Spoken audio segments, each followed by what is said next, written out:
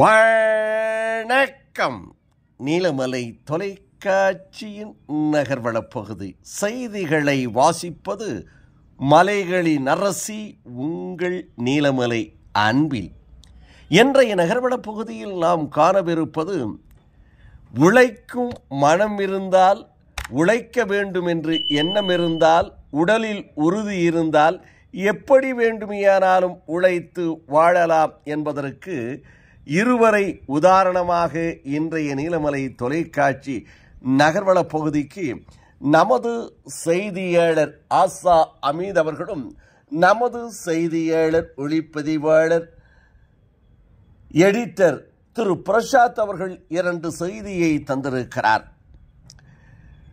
நமது சிறப்பு செய்தியாளர் ஆசா அமீத் அவர்கள் காசி பகுதியிலே நடைபெற்ற கும்பாமேளம், அந்த கும்பாமேளம் நிகழ்ச்சிக்கு சிறப்போடு சென்று அங்கே நடைபெற்ற ஒரு நிகழ்வை, ஒரு நிகழ்ச்சியை நமக்கு தந்திருக்கிறார்.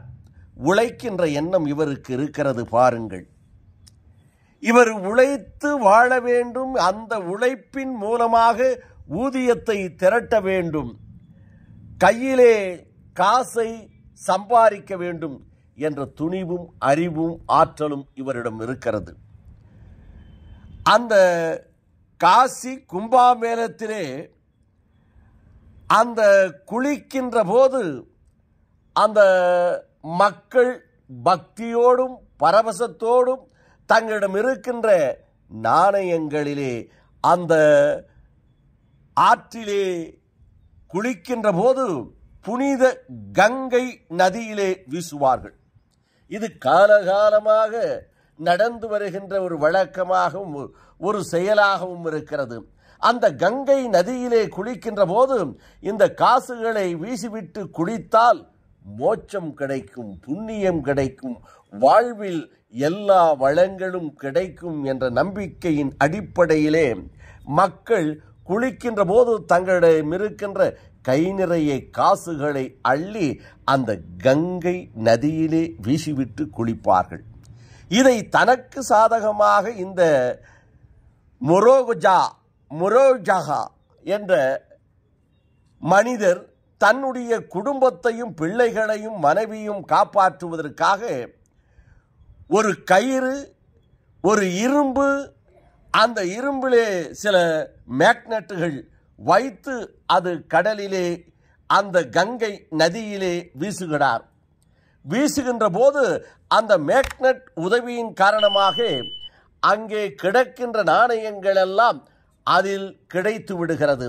அதை எடுத்து தன்னுடைய பையிலே போட்டு காலை முதல் மாலை வரை இந்த பணியை செய்கிறார், இந்த வேலையை செய்கிறார்.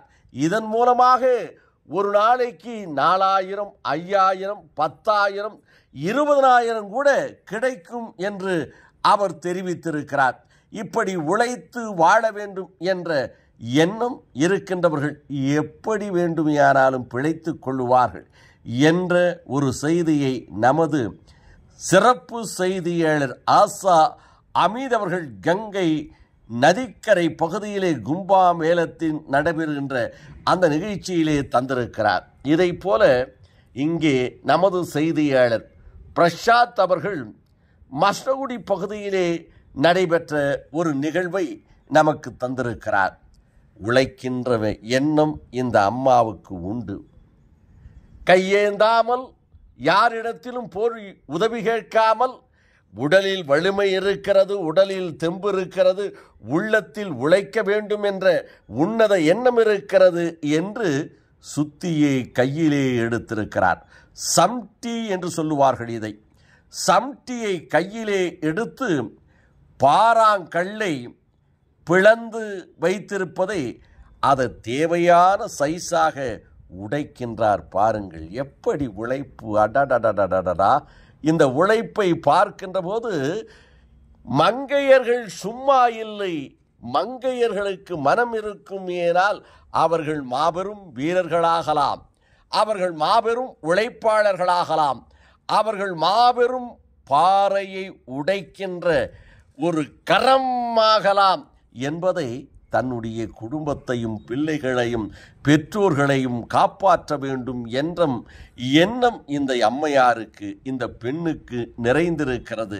கையிலே வலிமை இருக்கிறது, உள்ளத்திலே உறுதி இருக்கிறது என்று உடைக்கிறார் இந்த பாறாங்கல்லை. உடைத்து சைஸாக எப்படி வேண்டுமோ அதை பிரட்டி போட்டு தன்னுடைய சம்டியால் அதை தரமாக நேர்த்தியாக உழைத்து அதன் மூலமாக கிடைக்கின்ற பணத்தை தன்னுடைய குடும்பத்தினுடைய வறுமையை போக்கிக் கொண்டிருக்கிறேன் என்று அந்த அம்மையார் சொன்னதாக நமது செய்தியாளர், ஒளிப்பதிவாளர், எடிட்டர் திரு பிரசாத் அவர்கள் இதனை நமது நகர்வள பகுதிக்கு தந்திருக்கிறார். ஆக உழைக்க வேண்டும் என்ற உன்னத நோக்கம் வேண்டும். அப்படி உன்னத நோக்கம் இருந்தால் வேலை இல்லை என்ற எண்ணமே இல்லை, வேலை கிடைக்கவில்லையே என்ற சொல்லும் இல்லை. எல்லா விதத்திலும் உழைத்தால் பணத்தை தேடலாம், வறுமையை ஒழிக்கலாம், வளமாக வாழலாம் என்பதுதான் இந்த செய்தி நமக்கு சொல்லுகிறது என்று சொல்லி நகர்வள பகுதியில் நமது செய்தியாளர்களோடு வணக்கம் கூறி விடைபெறுவதற்கு முன்பாக இதை நம்முடைய எடிட்டர், ஒளிப்பதிவாளர், செய்தியாளர் பிரசாத் அவர்கள் நேர்த்தியாக அழகாக வடிவம் அமைத்து நமக்கு ஒரு செய்தியாக தந்திருக்கிறார்.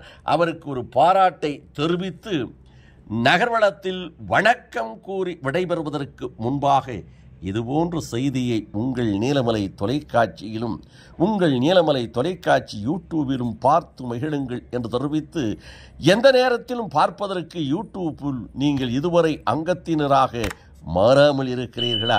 உடனடியாக என்எம் டிவி யூடியூப் பகுதியிலே சென்று சப்ஸ்கிரைப் செய்து பெல் பட்டனை அமர்த்தி அங்கத்தினராக மாறினால் இனி என்ன இதுபோன்ற செய்திகளை எப்போது வேண்டுமையானாலும் கண்டுகளிக்கலாம் என்று தெரிவித்து, இந்த செய்திகளை எல்லாம் சிரமப்பட்டு உங்களுக்காக வடிவமைத்து தந்து கொண்டிருக்கின்ற செய்தி குழுமம் உங்களுடைய எண்ணங்களையும் உங்களுடைய கருத்துக்களையும் எதிர்பார்க்கிறார்கள்.